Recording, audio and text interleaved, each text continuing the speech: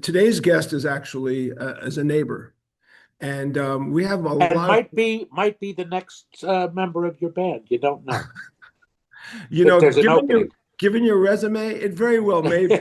Okay, it very well maybe. So my next guest is the actor Richard Kind. Now, here's the thing about Richard. Before I get into like his resume, which you could always dig up on Wikipedia if you wanted to, but when my friends would say, "Oh, who is that guy?" and I would tell them what you've been in, they go, "Oh, are you kidding? He's in everything."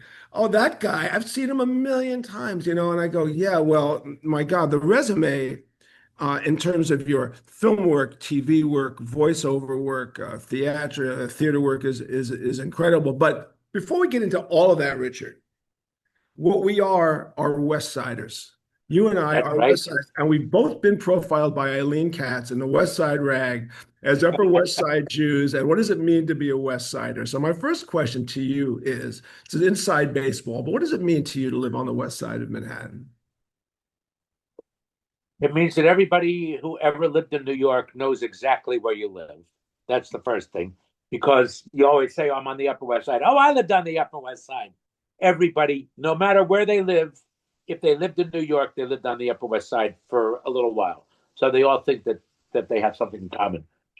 I call it the suburbs of New York because there's kids, there's schools, you walk on the sidewalk, there's dogs, there's supermarkets.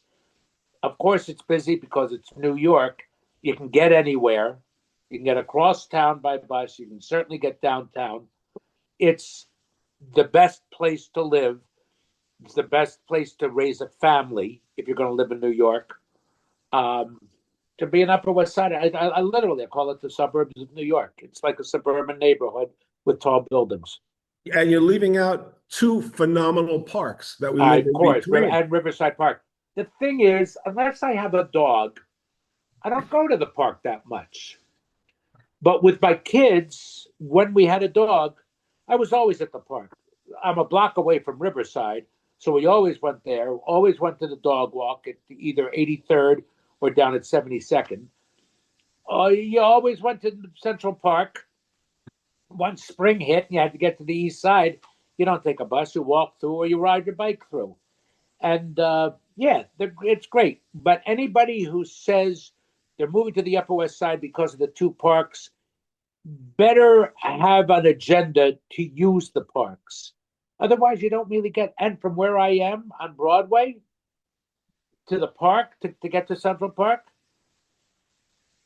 it's almost a mile.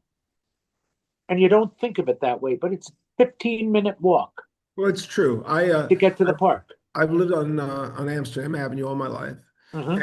and I walk the park every day. I call it my Yellowstone. So That you is, have an agenda.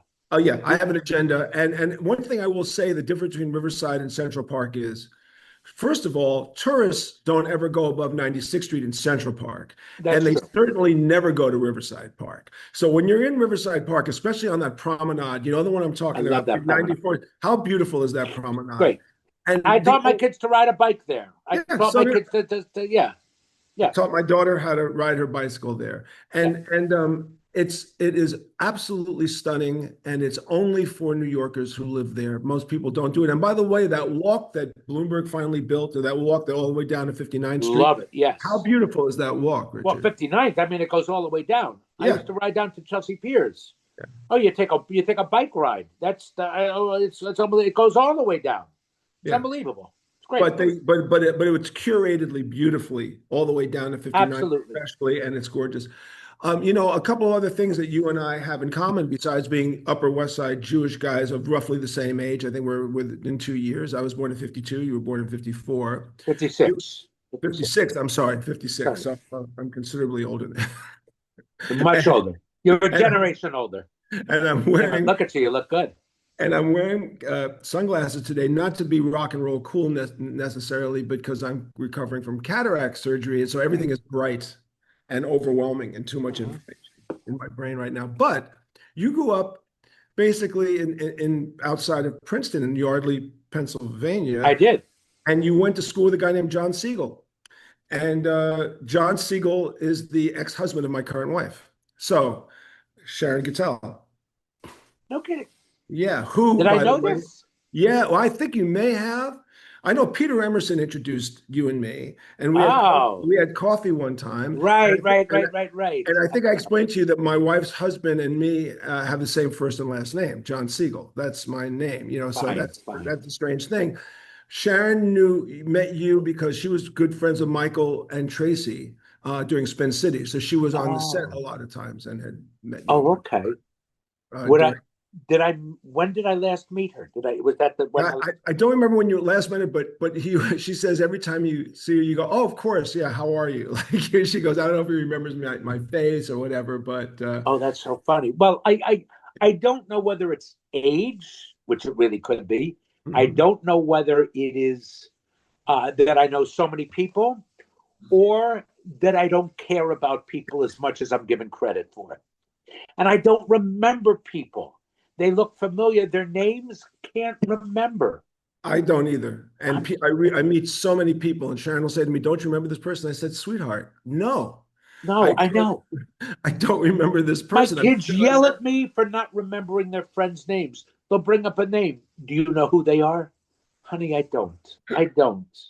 I don't know. I don't know. And You know what else? I'll tell you what? what else we have in common is our families come from Russia.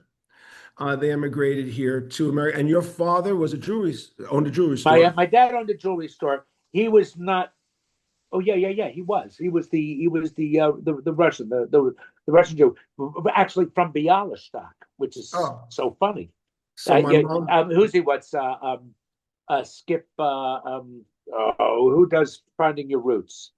Um, like it's Skip. I can't remember his name, but the guy on PBS, oh, Gates. okay. Not yeah, yeah. Skip Gates does Finding Your Roots, and I always thought I was from Germany, and that my last name was Child.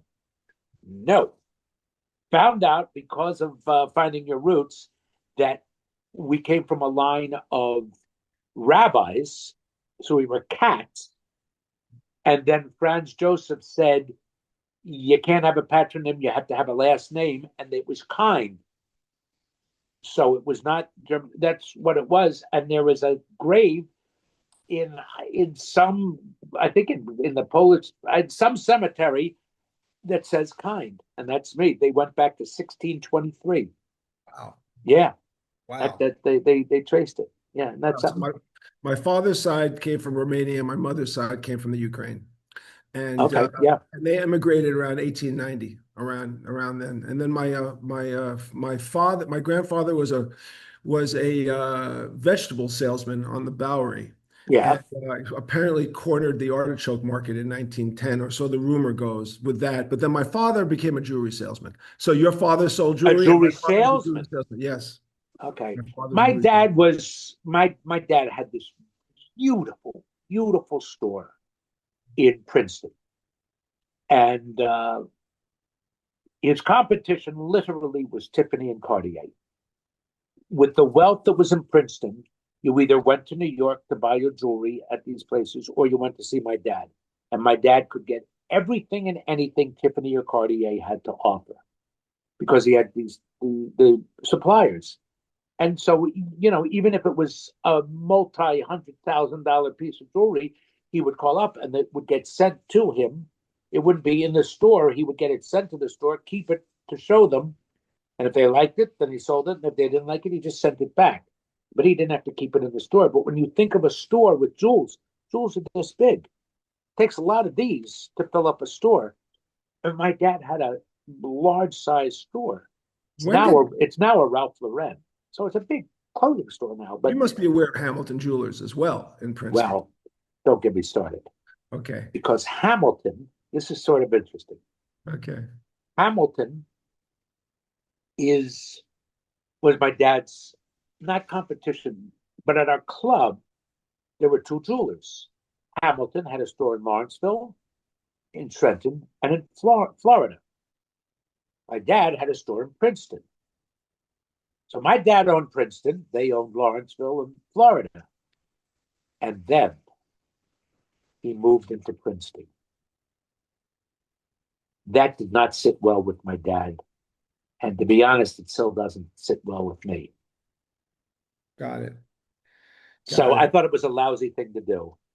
Yeah. And I'm not going to say it drove my dad out of the business because he was getting ready to retire, but he just said, what do I want to put up with that for? And Hamilton's used to haggle with prices and stuff like that. My dad never did. My dad said, this is the cost.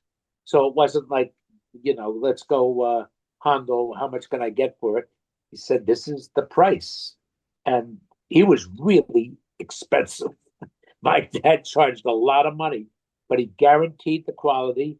He guaranteed that what you were getting was worth it, and that's what it was. And Princetonians, Princetonians are Goyim, and my dad was a bigwig in that town. Big Sam, he was 6'4".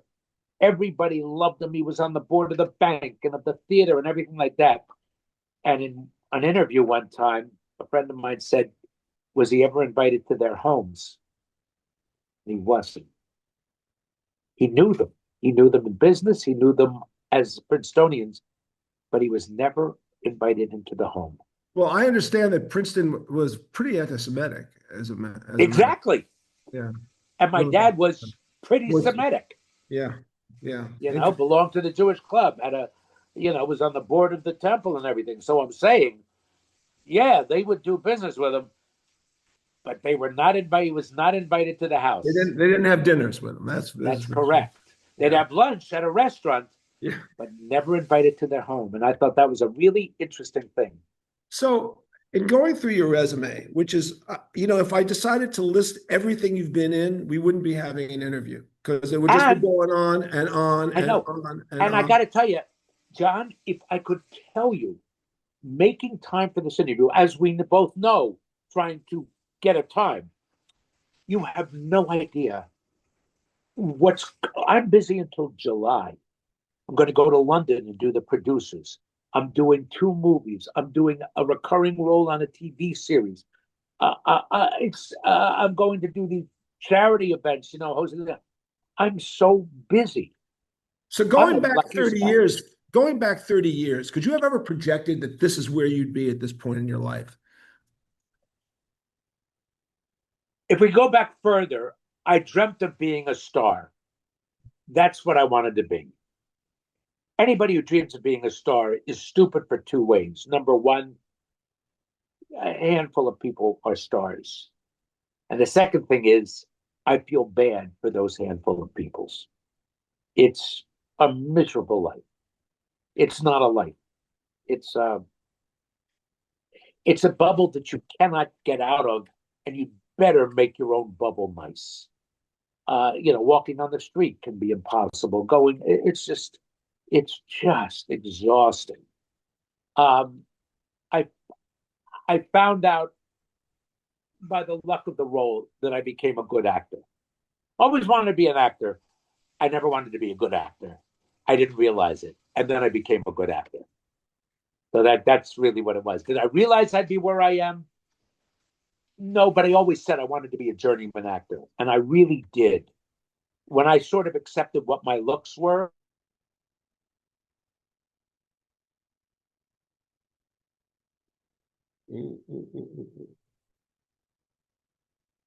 We just froze, Richard. I don't know if you can hear me, but Did Richard freeze up for you as well? Richard, yeah, he froze. Yeah. Hmm. Well, it seems to be on his end if you can hear me just fine. Yeah, I can hear you. And yeah, so I guess hopefully Richard will hear us and reboot. Let's see.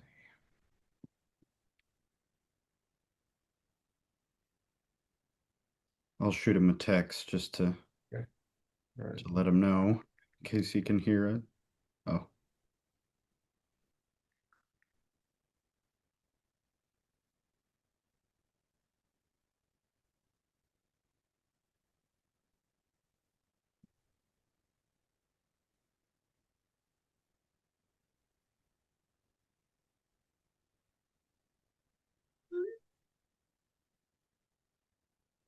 right. I'll let him know we're still connected on the same line. Okay.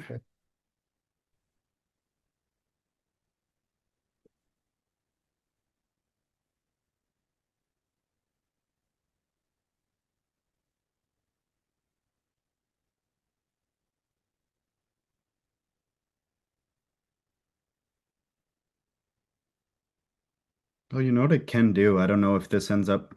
From that point. I always wanted to be an actor. That was the dream. Like some people want to be a rock star or play center field for the Yankees or something. Always want to be an actor. I didn't say I want to be a good actor. I just want to be an actor. And then I just kept doing it and doing it and finding out, oh, you need dignity, you need respect. And I became a good actor. I wasn't always a good actor, just doing it enough, 10,000 hours type of things. I became a good actor. Is it true that the cliche of, be a good actor, know your lines and show up on time is true? Or is that just an oversimplification, like a super oversimplification of why you become That's successful? that's the business, and it's true. Whenever I lecture, I say when you do TV, the most important thing is make your day because TV costs a lot of money. After 12 hours, they start going into overtime. That's a lot of money. You don't know your lines and you make them go into 13, 14, 15 hours, you ain't going to get work. So show up and know your lines. Be there on time, know your lines. That is oversimplification, but know your lines. And on TV, if I can continue, America will hear the words that were written by the writers. If you're good, we're lucky. If you're great, whoa. But that's the nature of TV. In film, look, my favorite story is Marilyn Monroe was 4, 5, 6 hours late to the set of Some Like It Hot. And Billy Wilder kept her. And somebody said, why did you keep her? She's late all the time. He goes, my Aunt Minnie is on time every time, and nobody's going to pay a dime to see my Aunt Minnie. So matters where you are. Now, to be a good actor, there is craft. There's making decisions, doing your homework. A friend of mine recently said, it was told to him, you've gotten to the point where you're never going to be bad. I don't think I'll ever be bad again. I'll never be a bad actor. Will I be great? Not good. There will be times when I'm great, but I'll never be bad. Is greatness determined by the script then? A lot of times, and the director and who you're acting with. And yes, and the script. And are you good enough? Are you good enough to be great? Are you daring enough to be great? It's all sorts of components. Do I have to fart that day because I got a stomach ache? You don't know. And having to fart may make you great, and having to fart make you terrible. You don't know. Well, Mel Brooks will say having to fart in Blazing Saddles will make you phenomenal. Will make you phenomenal. Who was your greatest influence as an actor? If there was one or two, like who had the greatest? Wow. My influence, well, even though my acting style does not reflect his, Spencer Tracy is a great example. And, I'm friends with George Clooney. Don't like to talk about him that much, but I'll bring him up. We used to talk about the simplicity and the greatness of Spencer Tracy. George adapted it. He adapted what Spencer Tracy had or adopted it. I don't know what the proper word is there. I eschewed it. He walked in, he looked down, he hit his mark, looked at the person, and told the truth. I try and do that, but I give it a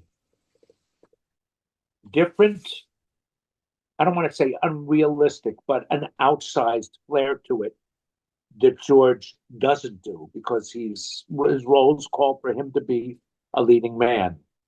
My purpose is now, a great influence was the audience of Second City. You go out on stage every night, you improvise, you do these scenes, and the audience will sort of tell you what you do, and they're shepherds, and they sort of told me, oh, you're good at this. Oh, this is not so good. Now, do I have a wheelhouse? Yeah. Do I try and go, when I go do plays? That's when I really challenge myself. I'm not as challenged in movies or TV because there are economic consequences there, and people don't hire me for some of those things. But whenever I do a play, I challenge myself. Well, because And you're and exposed. It's because you're yeah, exposed at that right. moment. But also, they're hiring me a lot of times because of my fame. Will I get people in there? And I'll say, in exchange for all of that, let me take a chance, and I'll go do dangerous things. TV and movies. Some people will take a chance on me in TV and movies, especially in TV. Like I played a cop on a show called East New York. It was quite good, and not a laugh in it. And some people will hire me for that. Uh, I'm working on something. I pray to God it gets produced for Netflix, where I do not get a laugh in the whole thing. Are they going to take a chance on me? I don't know. Maybe they will. Maybe they won't. But it's really a good project. When people ask me how I am as a musician, I say I'm not a musician. I'm a rock star. I said no rock stars are musicians and no musicians are rock stars. That's my general thing because But the job of a rock star is so completely removed from let's just say the actual spectacular abilities of musicians. And I gave up that dream years ago and I traded it in. But there's a line from my favorite year that Peter O'Toole says. He goes, "I'm yeah, I'm not not an an actor. actor. I'm a I'm a movie movie star." star. So Oh, tell I me the see. difference. Is that BS or is that true? I mean, Oh, that's true. okay. Oh, that is true. However, lately we have movie stars who are actors. Brad Pitt is a hell of an actor. Leo DiCaprio is a hell of an actor. George, who used to be okay, can now be great. Jay Kelly, Descendants, Michael Clayton. He's great. He's a movie star who can be great. I think Julia Roberts is. Um, Jodie Foster obviously is a yes, but sensation, right? is Jodie Foster a movie star? I think at one point with Silence of the Lambs, You thought she was a movie star? she was a movie star. Yes, You think to me. people will say, "Hey, Jodie Foster's in a movie. I got to see it." Maybe not now, but I think back then, You think back then? Good. coming off of that, yes, Well, she was a great actress. She was a great actress, or is a great actress. Diane Keaton. What do you how would you judge that? I don't think people would say I've got to see the Diane Keaton movie, Well, but Richard, what woman opens a picture these days? Which female actress? maybe Meryl Streep could. Okay. Julia Roberts could. I mean, there were some, not Scarlett Johansson, but there are some. But it's a short list, is It really is a what it is. very short list, Short which list. is why they put men in movie star roles. Jack Nicholson's a movie star who can open a movie. That to me is a movie star. Okay, if yeah, back in the day, Marilyn Monroe was a movie star. Tell me And, about this. Tell me about this. The movie 12 Angry Men is one of my favorite movies. right. As an acting class, how great were the actors in 12 Angry Men? And do you ever watch it and go, "Oh my God, what Well, a." I did the play. I did it. Oh, okay. So which character were you in the play? I played with the guy who played in the movie. I want to say Edward Binns, but it wasn't. No. I was either my favorite was Jack Warden's character? Jack. I was either Jack Warden or Jack Klugman, the guy with the baseball Oh, tickets. Let me get out of here. I got to go oh, watch the that game. was I think it was Ward. I think it was Jack Warden. I think that's I what. think that's Jack Warden. Yeah. Um, they're great, but that's Lumet, and that's a hell of a screenplay. That's a tight screenplay where every character escalates. I mean, that's a beautiful machine. Beautiful. It's unbelievable. Yeah, to me, it's one of those mic drop movies when I'm going through my TV, going through and I get cable and I'm just going through channels and I get to 12 Angry Men and I always have to stop You because stop, you watch it, you yes. got to watch it. And Henry Fonda, movie star, great actor, and really, I mean, it's great. Is perfect, but he's more of a movie star in that he's the maypole. Everybody around him is a character actor, but juror number 8 is the maypole, and he was being Henry found a movie star in a great role, but he wasn't nominated for the role because he never had to cry, he never had to get angry. He just, hey, well, maybe it's just possible. Just but that's what he said. Well, you know Maybe what? He was the conductor of that orchestra. Is he really was what. he was he was contemplative in that movie and never. I'm going to tell you a great story. That's one of my favorites. Robert Mitchum was doing Winds of War. Let's say it's one of their War and Remembrance, whatever it was. And he's going through the script and he's putting at the top NAR, flips the pen, NAR, flips the page, NAR. Somebody says, "Excuse me, what does NAR stand for? What does that mean?" No acting required. I think that's the greatest thing in the world. Just tell the truth. And Paul Rudd told me something really, really interesting. He said, if you're in a movie or in a play, there's going to be one, two, maybe three scenes that you really have to invest in, really make it special. And the rest, you're just doing it. You have to be there. You have to act. You'll get a chance to make your moments in just a few. And it's true. It's a very important thing because, especially as a character actor and a guy who's not the run of the film, I sometimes go into a scene and I say, you're not going to win the Academy Award for this. So just tell the truth. And that's what I've learned to do more and more. I used to have one line and think, I'm going to win the Academy Award for this. But you don't. I then became a good actor. And I've even seen extras try and win an Academy Award. Background people. I did it once. You can see it on TV. It was in a movie called Muggable Mary with Karen Valentine. One of the first jobs I've ever had back in 1978 or 79, where she plays a cadet in the police academy. So I'm in her graduating class. We had a scene in a swimming pool. And it's Karen Valentine, who I was in love with from Room 222. Who was it? What? Yeah, who was it? it? You're right. So the camera pans down the line of all the cadets that she's in and ends up with her at graduation. And I'll do it into the camera. And I'm looking up like this at the commencement speaker, like that. And I had chosen an animal.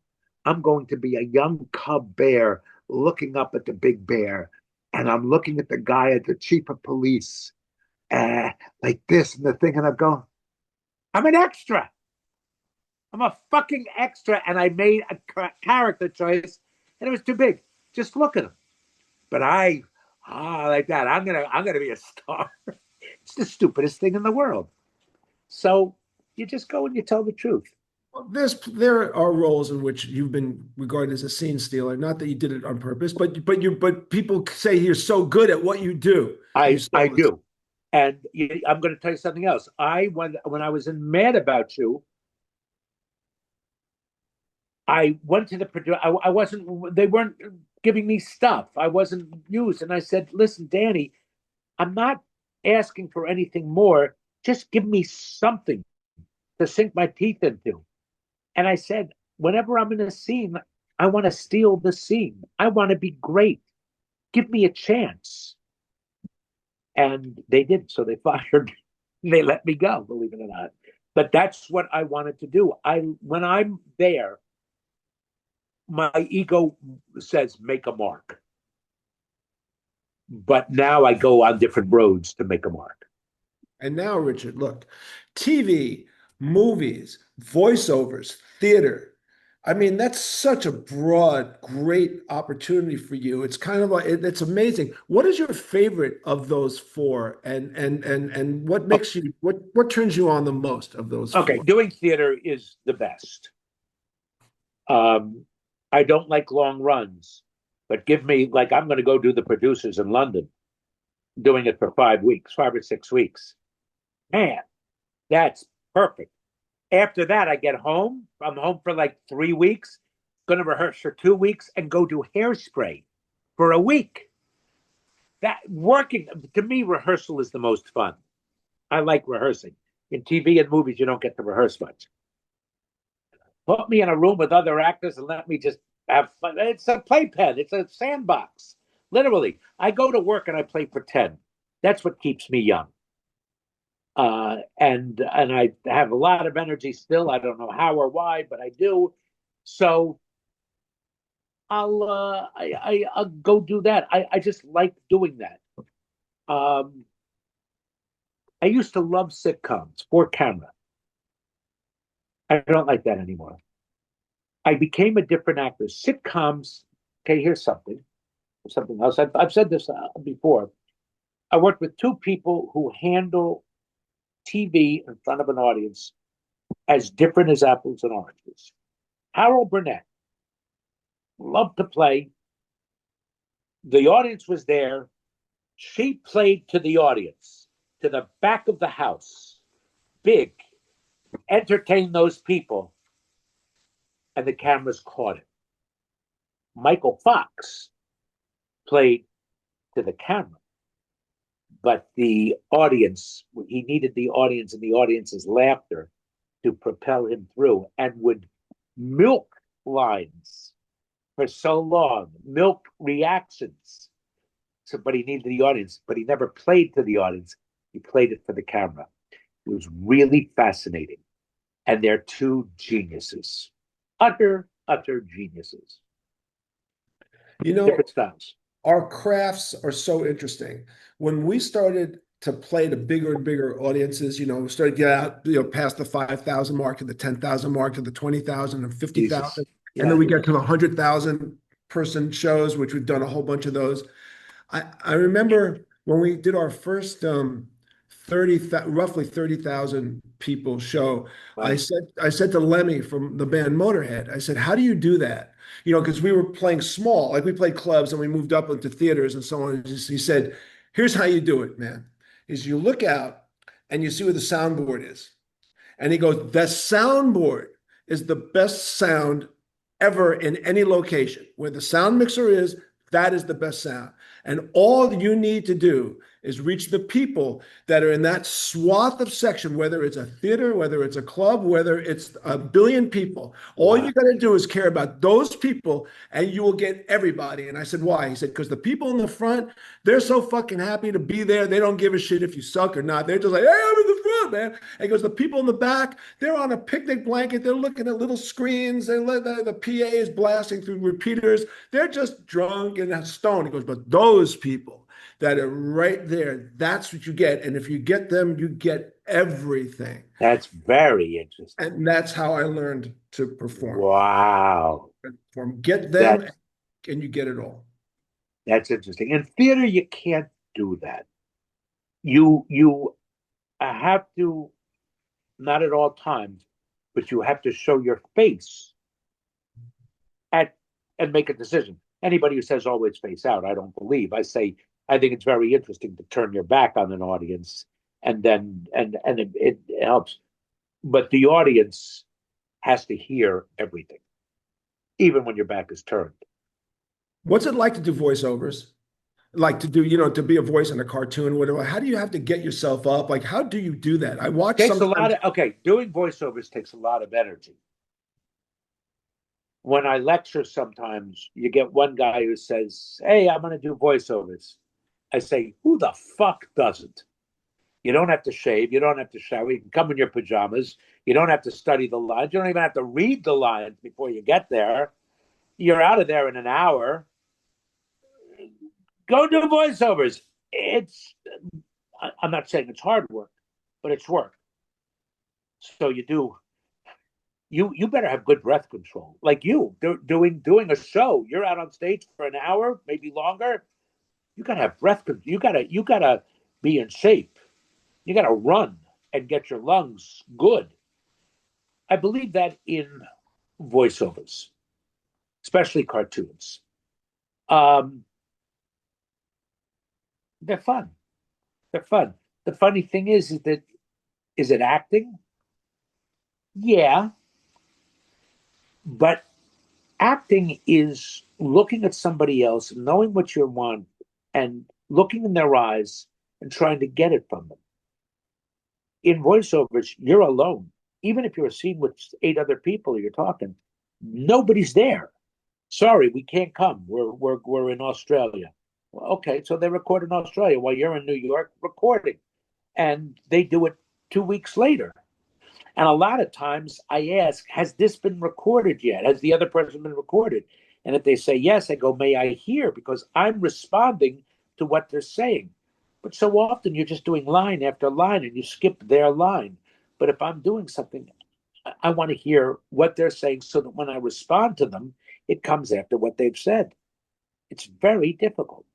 So Well, that's difficult. making a record album is a very lonely experience because you're basically just doing your parts when they call you in. The whole myth about these movies or bands are in a room and playing never happened in my life, ever. I was always called in. You've got 2 hours to do your solos on this song, put your rhythm tracks on this song. You're just listening back. You're playing. Usually you're standing in the control room with the producer. He's stopping the tape. No, no, you screwed up. Play it back. And that's what you do.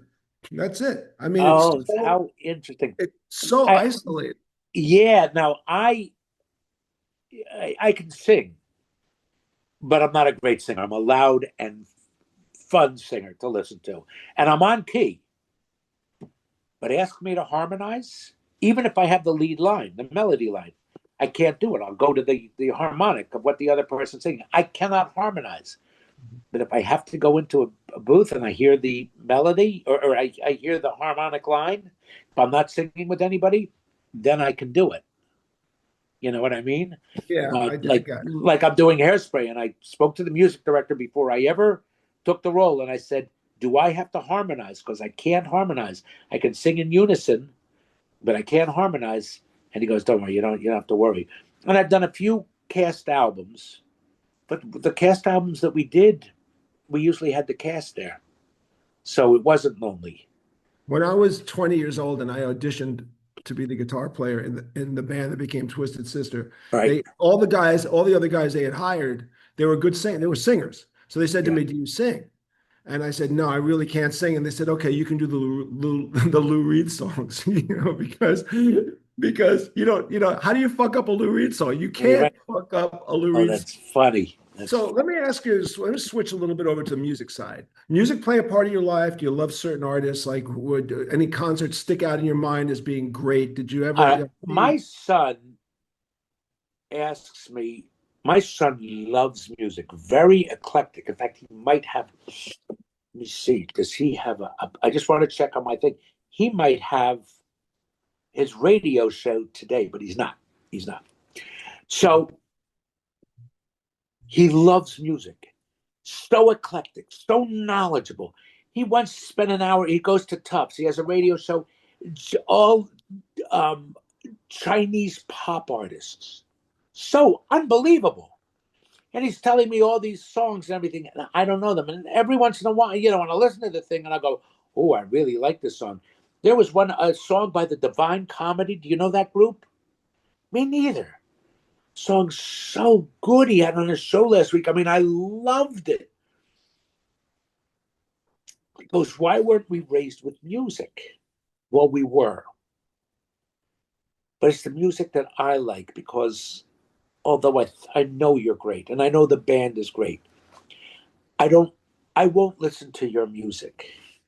I listen to Sinatra and Simon and Garfunkel, and that's more melodic and calming to me. Broadway albums are what I grew up on, and that I'm not gay is astounding. And I invite any woman to bring herself over, and I'll prove it to her. But it's I know Broadway shows, I know albums. That's what I know. Those are soothing to me. There's a you know what misophonia is? No. Misophonia is, you know how some people will go, can you hear that? It's the smacking of the lips when they're eating. It is an audio, uh, that it's what the ear likes or the ear can be. We all know it is nails on a blackboard. That's the most obvious one. Some people don't like the clicking of pens. That'll drive them nuts. There are sounds that people love and don't love. Rock can be very and loud, heavy. I did listen to, when I was a kid, and I got a David and all those, Iron Butterfly. Oh, I loved them, loved listening with guys, but I didn't. That was with my friends. It did not make me feel as good as the other songs did. So I was an old person before I got old. Now I'm old, and it's what I listen to. I did not go to a lot of concerts. My concerts are, you can count on four hands. I loved Bowie. I love Springsteen. I appreciate Springsteen more than I love him. I'd like 2 hours of Springsteen. He gives you 3.5, 4. I don't need that much. I saw the Rolling Stones. I love them because I know their old songs. Give me their new songs. I don't want to hear them. That's how I am. I'm weird that way.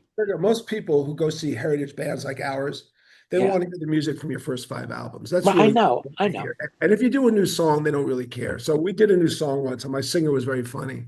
My singer was a D. He was very, very funny. He goes, no one's going to want to hear this new song. In fact, if I don't care how much they say they want to hear it, they really don't want to hear it. In fact, if we could put up a chart that said, we'll play a new song, but which one of these 17 do you want us to remove? They wouldn't remove any of the 17 that we play. So here's how he would do it. He would say on stage in front of thousands of people, everybody, we're going to do a new song in 4 songs.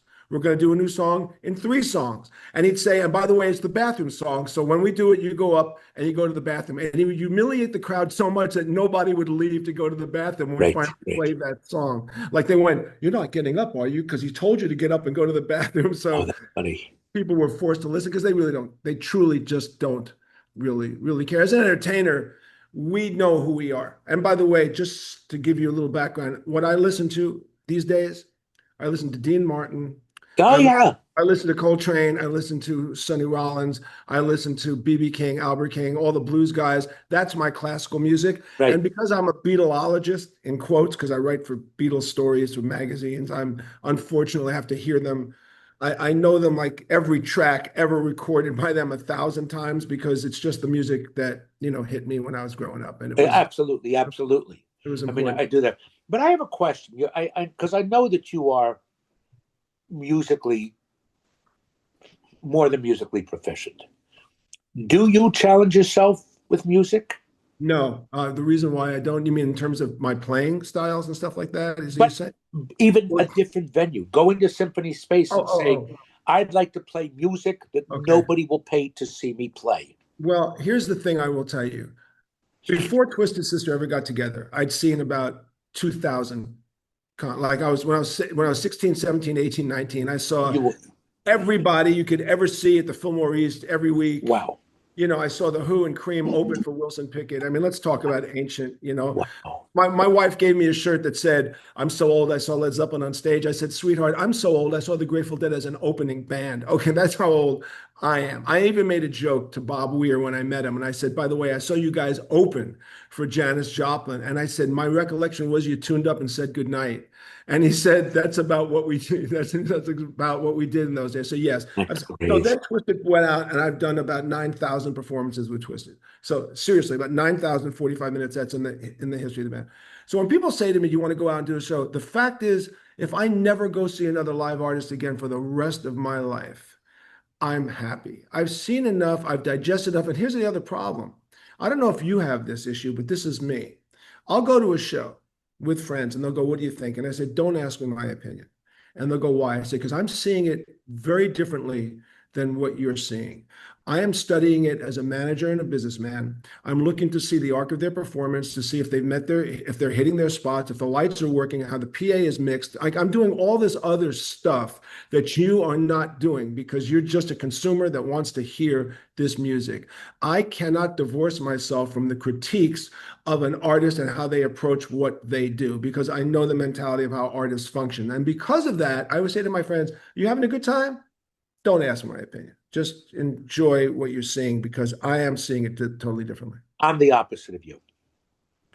First of all, where you saw 9,000 concerts, I saw 9,000 plays. I would go to Trenton, from Trenton train station into the city, where people would come in for a concert to go to even CBGB's, whatever it was, or and I didn't do that. I went in on a Saturday to see the 2 o'clock matinee and an 8 o'clock show. So that's how many I went to, and I still have the playbills. And then, but people will say, "What did you think?" They go, "Yeah." I go, "What do you think?" And they go, "Well, I'm not you. I'm not an actor." I go, "No, no, no. I go to a play to be entertained. I don't go for the lighting. I don't go to a movie because, like Barry Lyndon, which is a coffee table book of a movie to me, but it's brilliant. I can appreciate it, and I love it. But give me other Kubrick. I'll go see a play. I like it, or I'm bored. I don't go because, my God, the sound was great, the acting was great, anything like that. I want to be entertained. I'll appreciate all the acting, just like you did, if it blows you away. And I'll say, you liked it? I didn't. What you liked about it is what I didn't. You thought that he was really, really big and great and everything like that. I go, he annoyed me. But that's me. It's not Richard Kind, the actor. It's Richard Kind. So I can separate myself, and I like to be entertained. I do. Well, I will say that my formative years in music, Mhm. between the ages of 15 and 20, were basically framed by everything I saw at the Fillmore East. And so many years later, when Bill Graham, the promoter, promoted us at the Cow Palace, Wow. I said to my manager, I want to spend a day with Bill Graham. I need to talk to Bill Graham. I need to talk to him. So I spent a day with Bill. And we're walking around his warehouse where he had like all the stage sets and all this stuff. And I looked at him. I said, you know something, Bill? I said, you were my high school and college education. I said, I dropped out of high school. I never went to college because I pursued a dream of becoming a rock star. And you, by the virtue of the Fillmore East selling tickets at $3, allowing me to see every great artist for a 5-year period of time was my education. And I said, man, I would give you a diploma if I could, because it's because of what you created. I Oh, the dream, because those were special times. that's great. He must have loved that. He did. Well, listen, with the tickets to the Fillmore were $3, $4, and $5, right? When he raised the price in 1970 by 50 cents to 350, 450, and 5, there were riots on Second Avenue in front of Yeah. the theater. Think about the ludicrousness. Think about how crazy that is with everything these days cost $300, $400. And by the way, just kind of curious, because you're a professional in this business, how do you even begin to quantify ticket prices on Broadway? I mean, it's crazy, isn't it? And it starts from a certain place on high, and it's the theater owners. The theater owners are not fair. But then it goes down to the union guys. And I'm a union guy because I like that. But they're making a lot, and some of their demands are ridiculous, but they work very hard. Um, I got 3 kids in college, and people ask me to do theater, and I go, I got 3 kids in college. I can't do that. You do theater, it's a losing. You're losing money because I can make money elsewhere, and you don't make much money. But I'll tell you what's going to keep theater alive, and you're going to laugh. AI. Wow.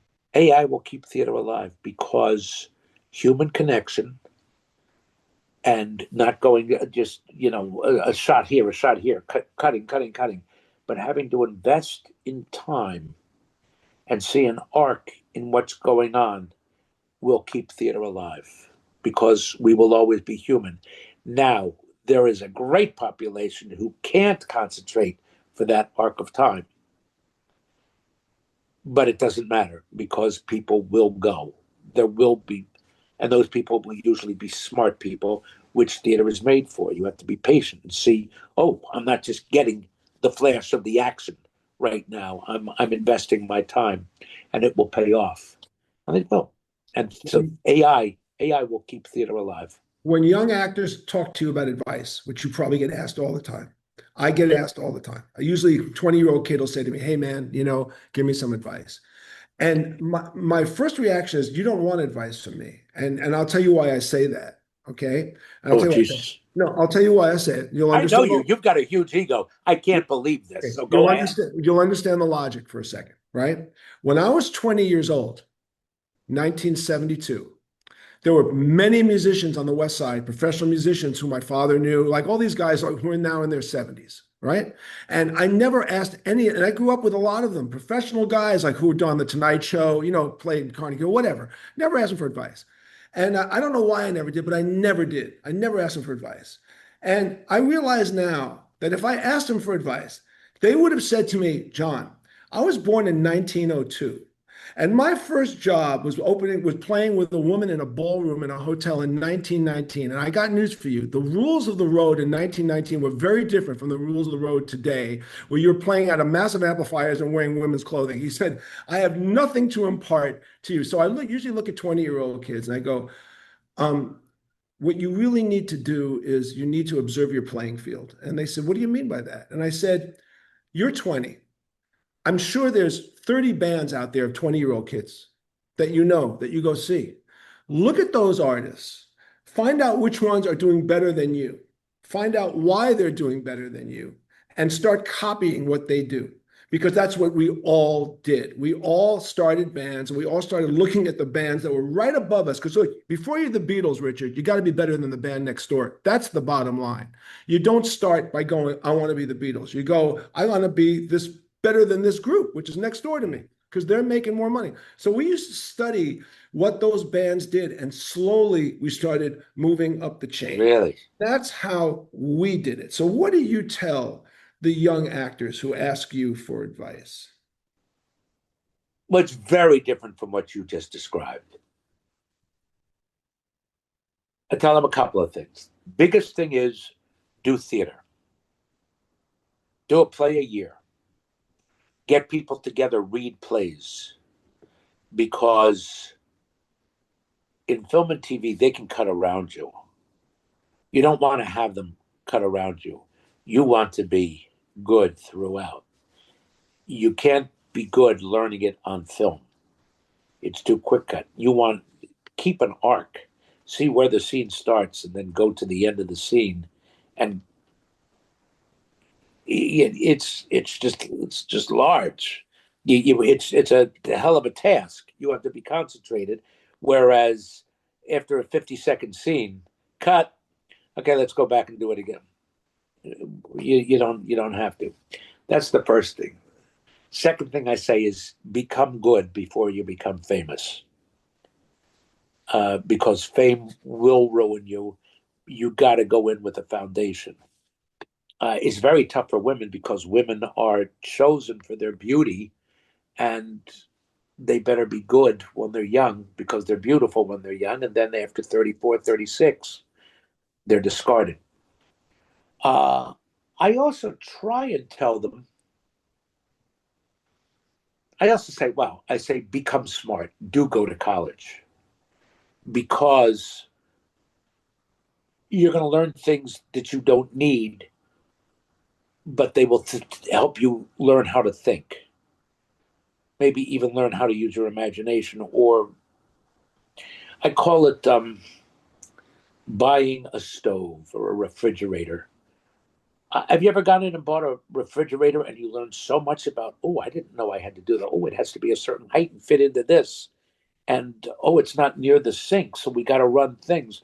Or somebody said a black stove is tougher to clean because you can't clean it with stainless. It'll scratch or this or that. Who would ever think of that? Who would know those things? So you just become it. And knowing things help you imagine. I think they do. I think it's important. I know that when I run into artists who have a hit record, like all of a sudden they're really big, like, and they think Yeah. Uh-huh. Uh-huh. they think they figured it out. Like they think they. I said you never. I said you didn't figure it out. I said understand this about fame. Fame Oh, is rented. I said fame is rented. It is not owned.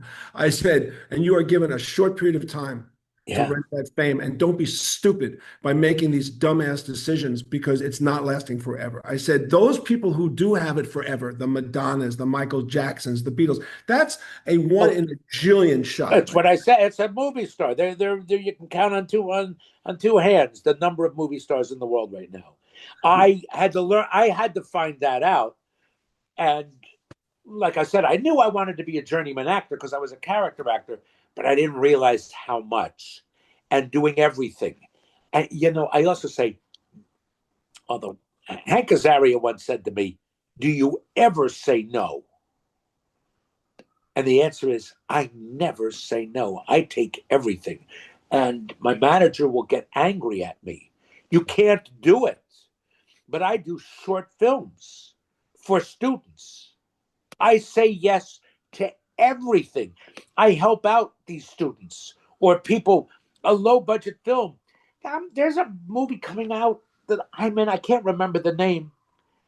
This guy sent the script. It was like 4 scenes, going to shoot them in 2 days, 5 scenes.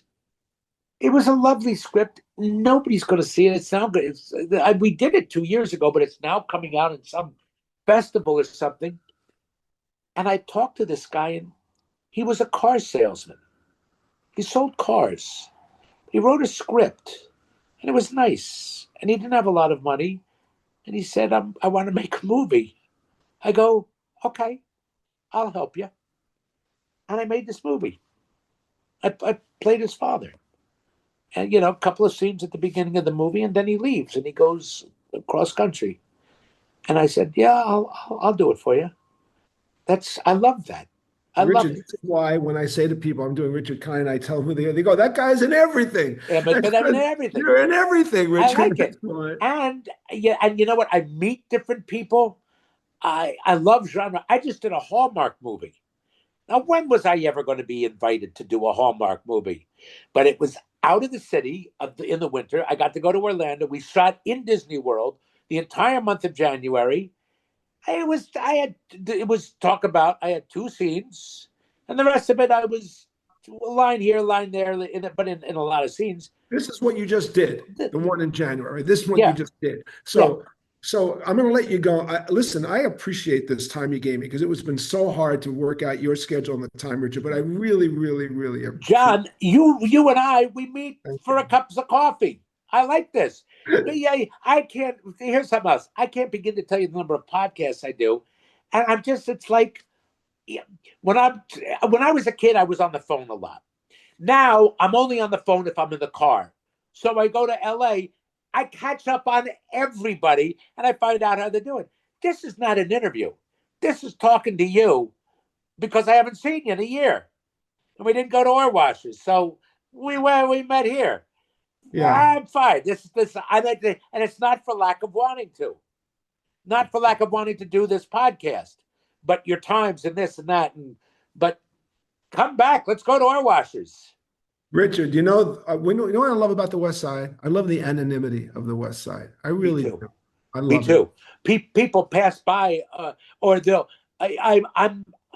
Am I a big deal? Of course, I'm a big deal, but I'm their neighbor. Hey, how are you? Oh, saw neighbors. Only murders. Loved it. But and I'm seeing friends, and I'm somewhat anonymous, but because I'm known, I'm not special.